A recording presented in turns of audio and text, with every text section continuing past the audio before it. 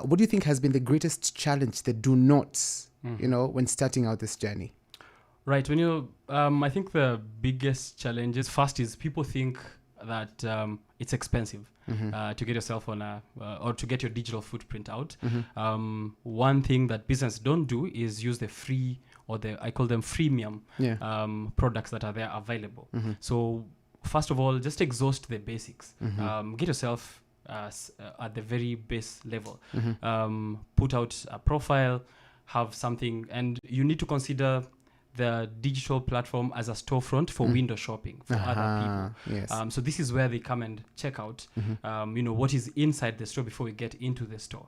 So one is that, and two is claiming your listing. And I'm sure probably 90 or 80 to 90% of the businesses that are listening haven't thought around this, which is you need to claim your profile on Google in terms of getting your location set up on Google Maps. These are free tools, by the way. Put yourself on Google Maps, claim your listing.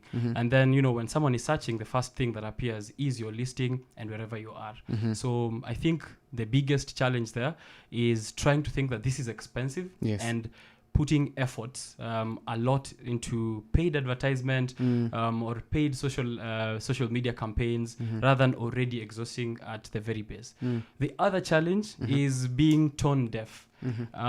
Being tone deaf is something that has been in the space for a while, even before we got into the digital end, which is, I'm sure, sometimes you can pass in CBD and find that a brand is advertising to Kenyans or they are advertising a smartphone to Kenyans, but then the face that they're using is of an Asian man or of a white person. Let's not even go too far. In the kinyozi. Kinyozi, it's ludicrous there. So you need to be also very considerate in terms of the tone of the people that you're addressing. And these are the challenges, or I'd say the don'ts that businesses should totally avoid. I don't see you talk to me about beetroot juice in Nakuru, but the person that I'm seeing in the image isn't really someone it's from Jamaica. I need to relate to that person. So make sure that it's relatable to the people. Those two challenges. I love that. It's very important.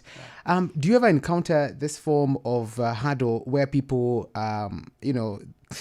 they don't want to spend the money, they're like, it's too expensive and it's too unnecessary. What I just need to do, give me my phone, teach me one or two things. This is why I want to ask you, is it important to have a personnel who is, an expert in these things that you can put on your payroll to ensure that all these things are done? Mtu wa social media wanadharauliwa wanasema ati kazi ni kupost. That cannot be a job, and it's actually a job, and it's made people very rich. So tell me, is it important to have that person within your borders as far as your business is concerned to ensure that they are on top of these things? Right. To answer that, I think I have to say there are two people you're trying to please as an SME. There are two entities you're trying to please. You're trying to please your customer or your potential customer, but you're also trying to please a monster we call Google. Google is the overall decider of where your business goes, and that's where terms like search engine optimization come in. For this content, it isn't just posting. See, kazi yao jamaa social media ni kupost tu. So the role of a person who's permanently there is to ensure, one, that you're constantly giving out content that will resonate to the audience needs.